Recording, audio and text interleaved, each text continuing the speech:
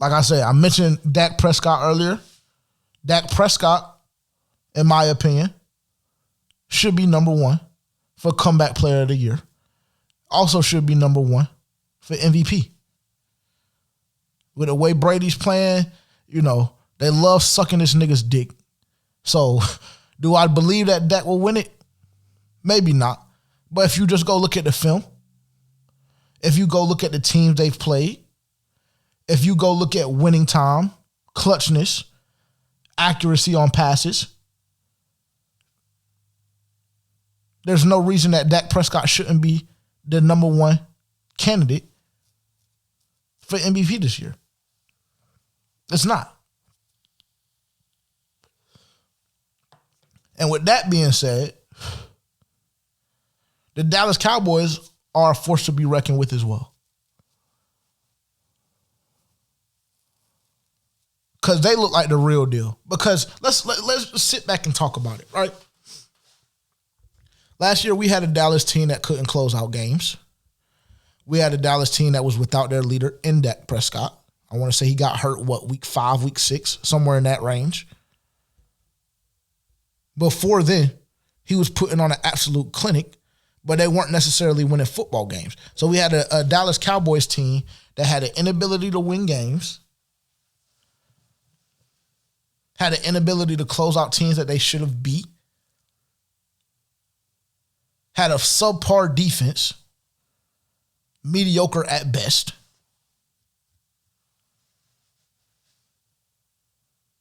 An incompetent coach in Mike McCarthy, which, if we want to be honest, that to me, because I saw him almost fold in a New England game. And this isn't the first occurrence. Because I remember he pulled some bullshit probably about 2 or 3 weeks ago where he mismanaged his timeouts, whatever it may have you. So this is kind of a constant thing. That's why he had to get gone out of Green Bay, because A-Rod won't putting up with that bullshit no more. And as you saw this summer, A-Rod really gets what he wants. Like when A-Rod speak, niggas jump. No cap. So incompetent head coach. And that may be the only thing that prohibits Dallas from making it to the Super Bowl this year.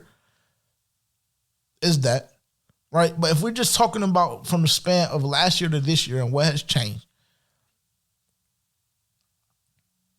maybe Mike McCarthy has gotten a little bit better. I don't know. Or maybe Dak Prescott is just playing the best football of his life. Maybe everything is finally coming together for Dallas. Because we knew last year with the addition of CeeDee Lamb, we knew that Dallas would be a force to be reckoned with. But I don't think any of us thought, besides the delusional ass Cowboys fans, I don't think that anybody else really expected or saw this coming from the Dallas Cowboys. And they are a force to be reckoned with. To me, the best wide receiving core in the game.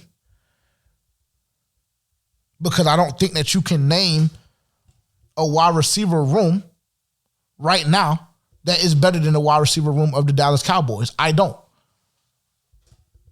Because the problem is they have 4. Other teams have 3 at most. And the third one, majority of the time, any team that you name to me that you're going to combat, my statement about their wide receiver core with, any team that you name to me, they're going to have 2 and a possible. But Dallas has, matter of fact, Dallas has 4. And one of the 4 hasn't even played since week 1. So you have that. You have Dak Prescott playing an elite brand of football.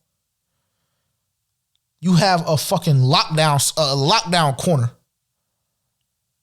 So one half of the field on every play should really just be like, nigga, don't throw to that side. I don't know why niggas keep trying. I really don't. I don't know why quarterbacks keep trying Tay Diggs. I cannot understand for the life of me.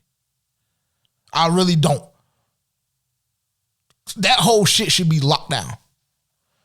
You have a specimen in Michael Parsons, who I would say really should be the front runner for Rookie of the Year. But I know how things go. I know that offense is more sexy.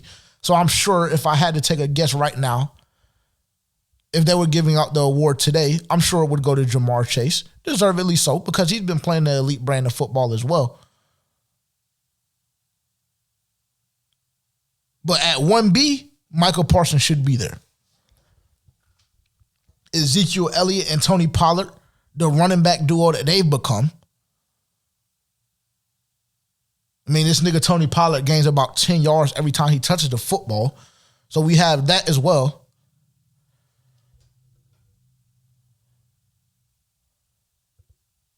The offensive line looking like they are a top 2, top 3 offensive line once again. Last year didn't seem that way. They dealt with a lot of injuries, a lot of suspensions, which is typical for the Dallas Cowboys. We already know that. So that was nothing really surprising or new. But we had that as well. So, I mean, long story short, just to, again, cut down on time just a little bit, the Dallas Cowboys are a force to be reckoned with. And to me, they should be the favorites coming out of the AFC. James Conner and Chase Edmonds, the way they're running the football, the running threat that Kyler Murray poses, they all threats. So to me, that is the team, really, in all actuality, that's the team that the Dallas Cowboys should be worried about the most. I don't think it's Tampa. I don't think it's LA. I really genuinely believe that Arizona poses the biggest threat to the Dallas Cowboys being NFC champions. And I can go ahead and say this.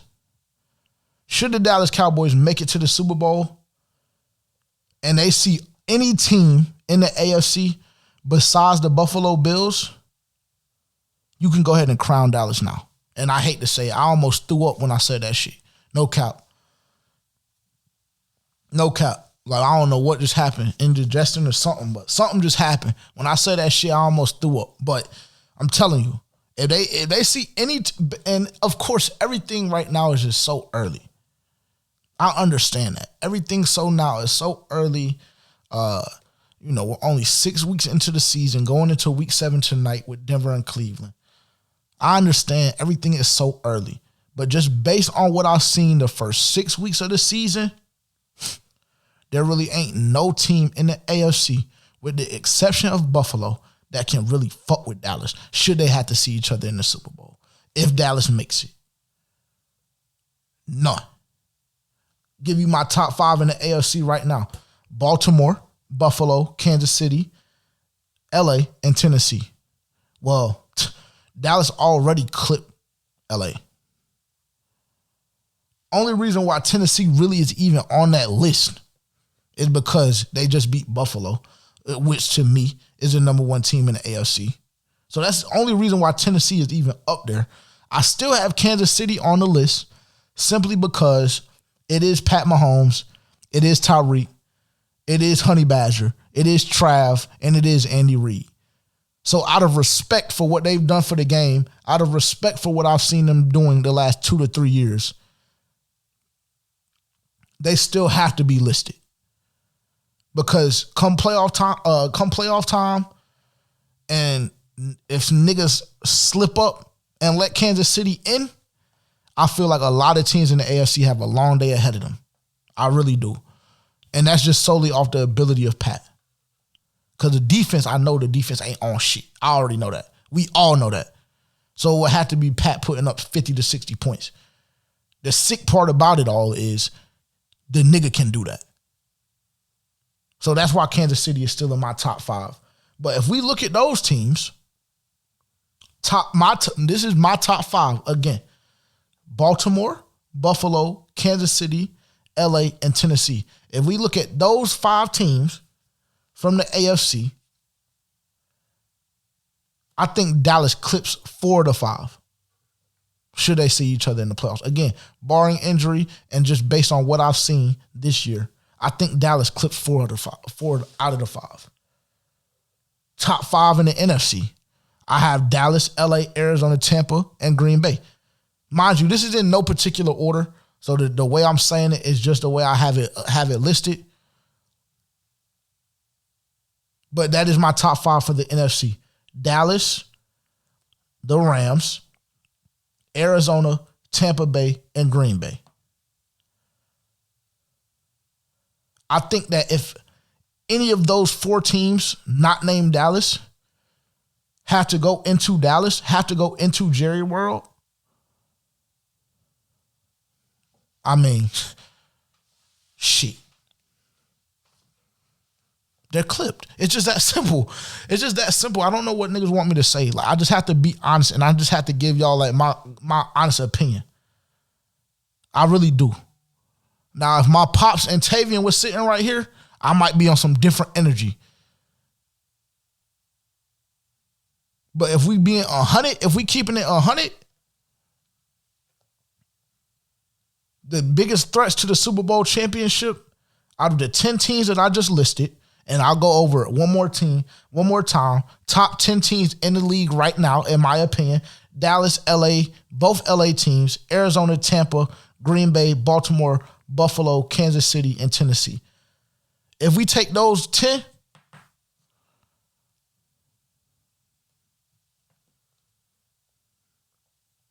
Dallas is clipping. And I'm going to say this shit too. Dallas is clipping with ease 7 out of the 9 of the remaining top 10 teams in the NFL right now. And I really think it's easy. Like, I really do. I genuinely believe that. So I think niggas better pray. God forbid, niggas better pray for injury. If you hating on Dallas, niggas better pray for a lawsuit to pop up. Niggas better pray for Jerry to drop off. I mean, cause right now, it's wicked. It's bad. It's very, very ugly. I'm telling you, it's very ugly. No cap. Cause Dak is really that nigga. And that receiving core, there's really nobody in the league that can fuck with that receiving core. If we're talking about receiving core compared to receiving core, or if we're talking about secondary's ability to guard receivers, nobody in the league can fuck with what they got going on right now. Because quiet as kept, that nigga Cedric Wilson is a dog too.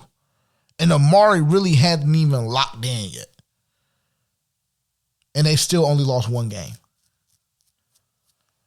That's an issue. Now, that being said, Dak Prescott did leave the game 4:30 game. Yeah, 4:30. He did leave that game in a boot due to a calf strain or whatever may have you. So I will be watching that very, very closely to see what is to be made of that. I think they said again that it was a calf strain. Running MRIs, I believe that was confirmed that it was a calf strain. So that will be interesting to see going forward. They do have a bye week this week. So, you know, he has about 13 and a half, 14 days to rest up and get back right. But it's a long day. It's a long day. Most obnoxious fan base in the NFL, the Dallas Cowboys. It's a long day because God forbid them niggas win a Super Bowl. We won't hear the end of it for the next 25 to 30 years when they become irrelevant again. Matter of fact, I won't even say irrelevant because that's disrespectful because they'll never be irrelevant. But when they become a subpar football team again, we'll be hearing about this one title for the next 25 to 30 years. So I would hate for it to happen because I don't want to deal with the bullshit that comes behind it. But at this point, it's about damn near inevitable. And I know it's early. I know I keep saying that. It's extremely early. But I mean, damn. Damn. Mac Jones played the damn best game of his career Sunday night. Niggas dealing with Damian Harris. Nigga got cracked ribs. Damn, sprained his ankle. Everything. He's still playing. Everything. All that. Niggas still got clipped. That's the scary part about it. A lot of teams in the NFL, about 95 to 96% of the NFL right now can come out and play their best brand of football against the Dallas Cowboys, and they'll still be whacked. I'm telling you, it's wicked. It's wicked. In the bus and ain't up for discussion. Let's roll up a Russian. Lil' shawty, she cute and she give me concussion. Young Mason, he told me to run it. Hey, hey, I'm like, hold up. I'm flexing, they saying I glowed up. Put a perky inside of my cola. Hotline blingin', no Motorola. Like, wait, it's deuce. I got the sauce, I'm lit forever. Ay, my money counter sitting on my dresser. Rolling with my slums, stay down the road.